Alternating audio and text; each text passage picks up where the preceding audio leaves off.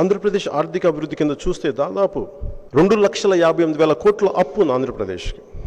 దానికి తోడు YCP జనరంజకమైన manifesto కోసం 50,000 కోట్ల రూపాయలు కావాలి.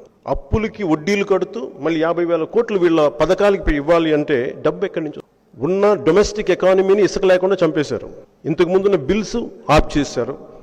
ఎవరన్నా పారిశ్రామికవేత్తలు వచ్చి ఏదన్నా కడదామంటే already existing project power purchase agreements ని క్యాన్సిల్ చేసి కేంద్ర ప్రభుత్వం కానీ, కేంద్ర మంత్రులు కానీ, కేంద్ర సెంట్రల్ బ్యూరోక్రసీ కానీ చెప్తున్నా కానీ ఈ తప్పులు జరుగుతున్న మీరు ఇలా చేస్తే విశ్వాసం కోల్పోతారని చెప్తున్నా కానీ ఏం పట్టించుకోకుండా వాళ్ళు మొండి విధానంలో వెళ్ళిపోయి పవర్ పర్చేస్ అగ్రిమెంట్స్ క్యాన్సిల్ చేసి అదొక కన్ఫ్యూషన్కి లేవనెత్తారు. అంతేకాకుండా ఈ కియా మోటార్స్ అలాంటి పరిశ్రమ మొదటి కారు ఓపెన్ చేద్దాము, విడుదల చేద్దామంటే స్థానిక వైసీపీ నాయకులు ఆ కియా సీఈఓని అవమానం చేయడం, అసలు తిరిగి పెట్టుబడులు అనేవి వస్తాయా ఇక్కడికి?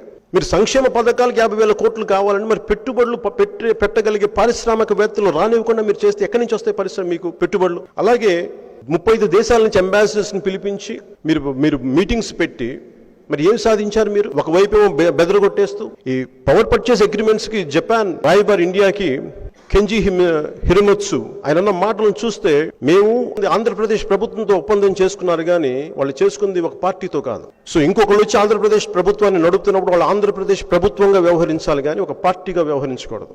ఆయన చెప్పింది ఇదే. మీరు ఇలాగే గనుక మీరు ఆనర్ చేయకపోతే, ఒప్పందాలను మీరు గౌరవించకపోతే భవిష్యత్తులో బలహీనమైన చాలా భయంకరమైన పరిస్థితులు ఎదుర్కొంటుంది ఆంధ్రప్రదేశ్ అని ఆయన హెచ్చరించారు. ఏషియా పల్స్ అండ్ పేపర్ పరిశ్రమ దాదాపు 24,000 కోట్ల పెట్టుబడితో ప్రకాశం జిల్లాలోకి రావాలని ప్రయత్నించినప్పుడు ఈ పరిస్థితులు చూసి వాళ్ళు మహారాష్ట్రకి తరలిపోయారు.